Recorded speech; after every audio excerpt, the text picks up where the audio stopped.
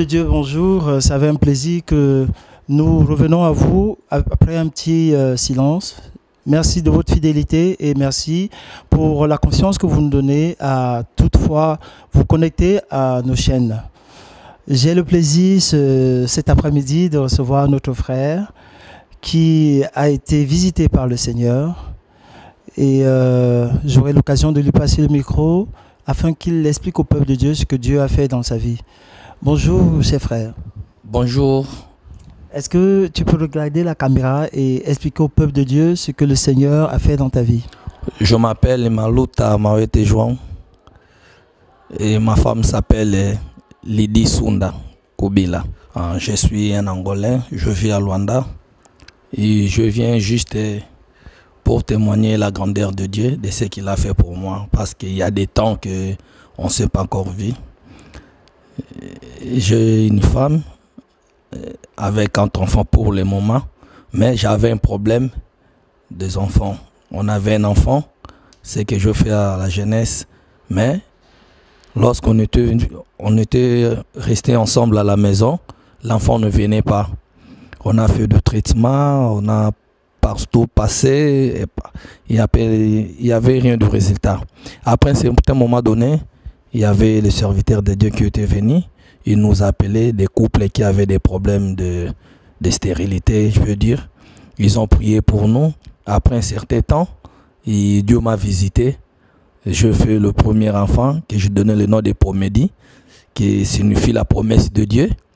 Puis je fais le deuxième, qui est une fille, qui s'appelle Claudia.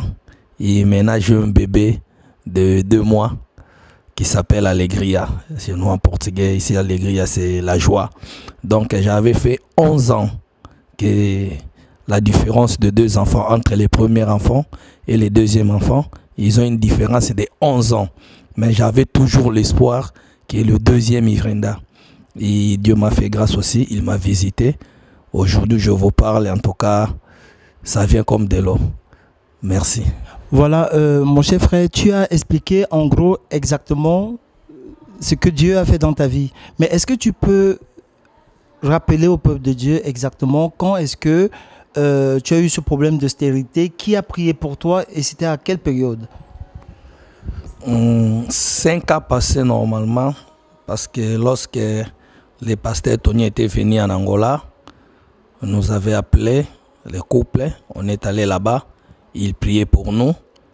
Alors, et après, lorsque ma femme était restée enceinte, il a mis au monde, je n'avais pas de possibilité. On s'appelait, je lui avais dit, mais je n'avais pas de possibilité qu'on puisse se voir.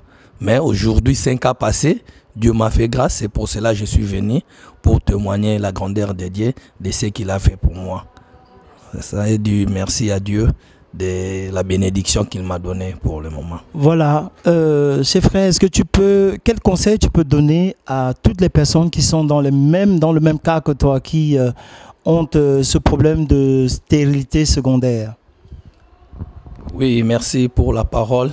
Les conseils que moi je veux donner aux gens, de croire toujours en Dieu, parce que moi j'avais les problèmes de stérilité secondaire.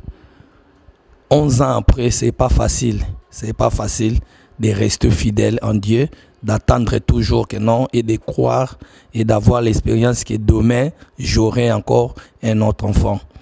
Et après la prière du pasteur, 11 ans après, Dieu m'a fait grâce, il m'a visité.